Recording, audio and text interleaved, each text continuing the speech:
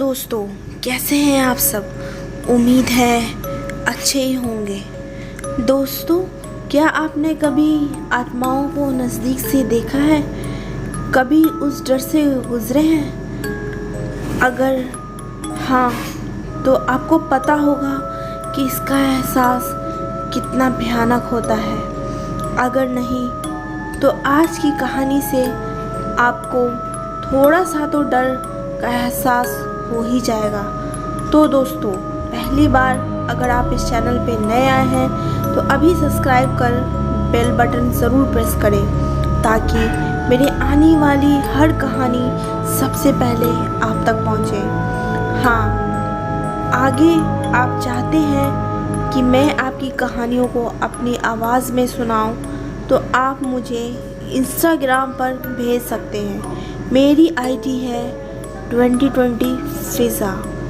तो बिना देरी किए कहानी को पूरा सुनने के लिए बने रहें फिज़ा के साथ। कहानी एक ऐसी जगह की है जहाँ शाम होते ही आत्माओं का बसेरा हो जाता है। कभी वो स्थान इतना ज़्यादा खूबसूरत था, लेकिन आज शैतानी रूहों ने अपने कब्ज़े में ले लिया है।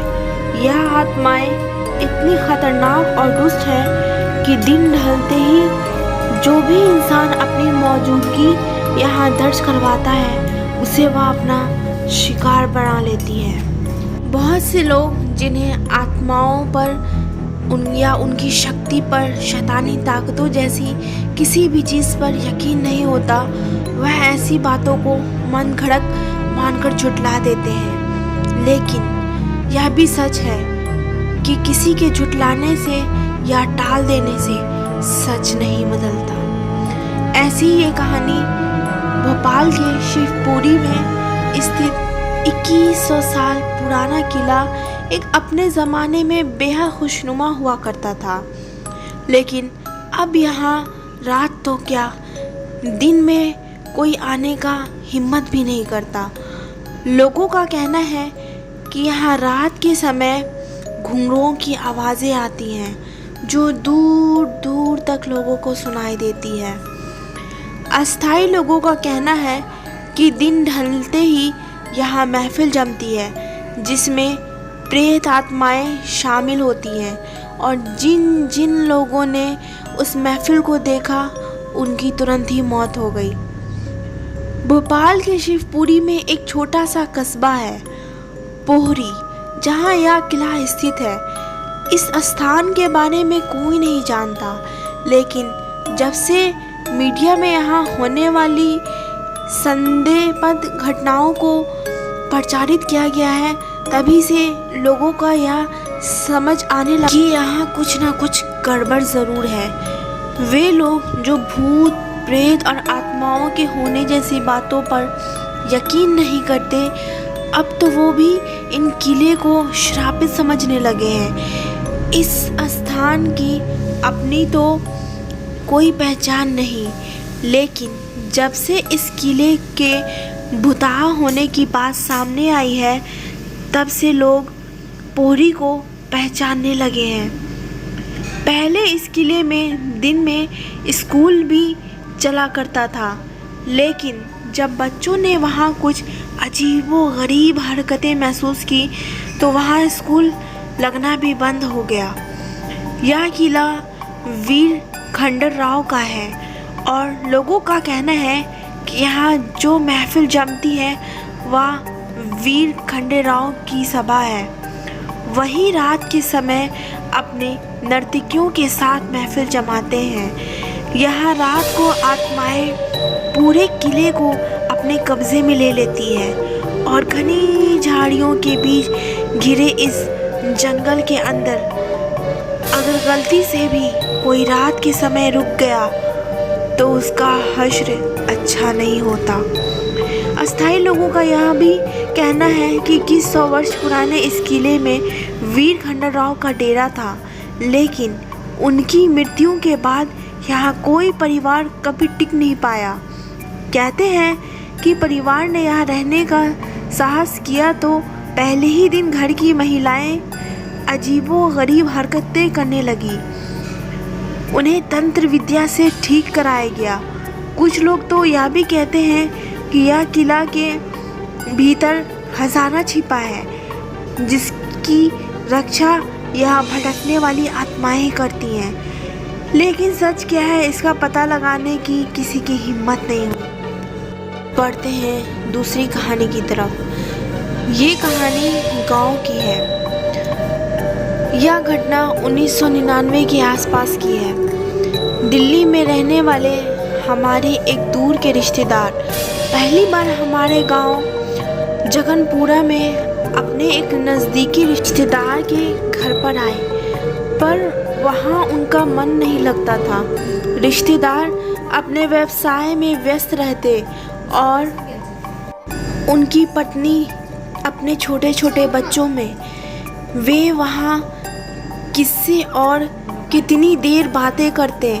उनके यहाँ जाने में जानबूझकर देर करते थे और हमारे यहाँ बैठकर बातें करते रहते थे। बड़े गप्पी थे वो। अक्सर वे हमारे घर पहुंच जाते थे और घंटे 2 घंटे गपशप करने के बाद खाना खाकर ही लौटते थे। एक दिन शाम को पहुंचे तो इधर उधर की बातें होते होते भूत प्रेत पर जाकर रुक गई। भूत प्रेत का नाम सुनते ही उन्होंने अपनी शौर्य गाथाएं सुनानी शुरू की। फलाने जगह में भूत के भय से जाने से लोग डरते हैं। मैं वहाँ रात भर रहा, फलाने जगह पर ये किया वो किया, और हम सभी उनके हिम्मत के आगे नतमस्तक थे। मेरी मम्मी ने 1-2 बार रात के समय इस तरह की बातें ना करने की याद भी दिलाई, पर वो नहीं माने। नहीं चाची जी, भूत प्रेत कुछ होता ही नहीं है, वैसे ही मन का वहम है। ये और ना जाने क्या क्या कहाँ कहाँ के ऐसे वैसे किस्से सुनाते ही रहे। उस दिन खाते पीते कुछ ज़्यादा ही देर हो गई थी। रात के 11 बज गए थे। गांव में काफ़ी सन्नाटा हो जाता। उस घर के छत से आवाज़ दे देकर बच्चे बार बार बुला रहे थे।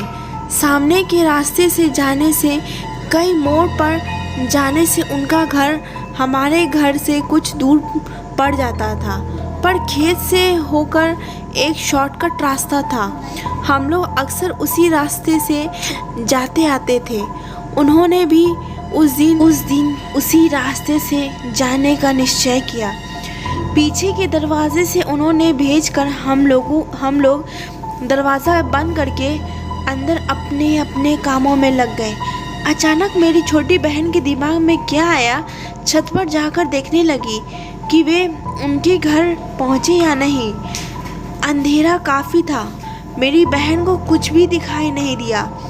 वह छत से लौटने ही वाली थी कि उसे महसूस हुआ कि कोई दौड़कर हमारे बागान में आया और सामने नीम की पेड़ के नीचे छुप गया। मेरी बहन ने पूछा, कौन है? उनकी आवाज़ आई, मैं हूँ। आप चाचा जी के यहाँ गए नहीं? खेत में कुएं के पास कोई बैठा हुआ है। गांव में रात के अंधेरे में चारों का ही आतंक रहता है। उनकी इस बात को सुनकर हम लोग को चोर के होने का ही अंदेशा हुआ। जल्दी जल्दी पिछवाड़े का दरवाज़ा खोला गया। पूछने पर उन्होंने हमारे अंदेशे को गलत बताते हुए कहा कि वह आदमी नहीं, भूत प्रेत जैसा कुछ है, क्योंकि कुएं के पास उसकी 2 लाल लाल आंखें चमक रही हैं। तब जाकर हम लोगों का ध्यान आया कि कुएं के पास खेत में पानी पटाने वाला डीजल पंप रखा है और उनमें ही 2 लाल बत्तियां जलती हैं। जब उन्हें यह बात बताया गया तो उन्होंने एकदम से झेप कर कहा, ओह, हम तो उससे डर खा गए। बेचारे कर भी क्या सकते थे। इस डर खाने की वजह से तुरंत बखानी गई उनकी निर्दयता की कहानियों का पोल खुल गया था। फिर थोड़ी ही देर बाद वे चले गए और हमारे घर के माहौल की तो पूछिए मत। हम लोगों को तो बस हंसने का बहाना मिल गया था। अब बढ़ते हैं तीसरी और आखिरी कहानी। बात 4-5 साल पुरानी है। दशहरे का समय था। मैं अपने दोस्तों के साथ रामलीला देखने गया हुआ था। रामलीला गांव से कुछ दूर बाजार की तरफ थी। रामलीला 12 बजे के करीब ख़त्म हुई। मेरे सारे दोस्त घर को निकलने लगे, मगर मैं वहीं के कुछ दोस्तों के साथ बातें करने लगा। जब मैं वापस जाने लगा तो मुझे कोई अपने साथ का नहीं मिला। अब मैंने सोचा कि यहीं रुक जाऊं, मगर फिर सोचा कि घर वाले परेशान होंगे, इसलिए घर के लिए निकल गया। रास्ते में जंगल पड़ता था और मेरे पास कोई टॉर्च भी नहीं थी। जंगल में घनघोर अंधेरा था। पेड़ों को देखकर भी ऐसा लग रहा था जैसे कोई भूत खड़ा हो। अचानक कोई मेरे सामने से तेज़ी से गुजरा। मुझे लगा कि ये पास के गांव का कोई लड़का है। मुझे थोड़ी राहत मिली क्योंकि मुझे कोई साथी मिल गया था, मगर वो लड़का बहुत तेज़ी से भाग रहा था। मैंने पीछे से आवाज़ लगाई, ओ गोल्ड मेडलिस्ट, ज़रा धीरे चल यार। मगर इतने में वह लड़का रास्ते से बाहर घनी झाड़ियों की तरफ कूद गया। मुझे हैरानी हुई कि इतनी रात में कोई जंगल की तरफ क्यों जाएगा। मुझे डर लगने लगा। मैंने तेज़ी से अपने कदम बढ़ाने लगे, मगर मुझे ऐसा लग रहा था कि वो लड़का मेरे साथ साथ ही चल रहा है। थोड़ी ही दूर एक हनुमान मंदिर था। मैं भागकर मंदिर के अंदर चला गया और सुबह तक वहीं बैठा रहा। सुबह जब 1-2 लोग आते जाते दिखाई दिए और घर चला गया। तो दोस्तों, कैसी लगी आपको ये तीनों कहानियाँ? अगर पसंद आई हैं तो मुझे लाइक करना ना भूलें और कमेंट बॉक्स में कमेंट करके ज़रूर बताएं कि ये कहानी आपको कैसी लगी। हाँ, अगर आप मेरे चैनल पे नए आए हैं तो मुझे सब्सक्राइब ज़रूर करें और मुझे इंस्टा पे भी फॉलो कर सकते हैं। मेरी इंस्टा आईडी है 2020 फ़िज़ा। तो दोस्तों, आगे और ढेर सारी कहानियाँ सुनने के लिए बने रहें फ़िज़ा के साथ।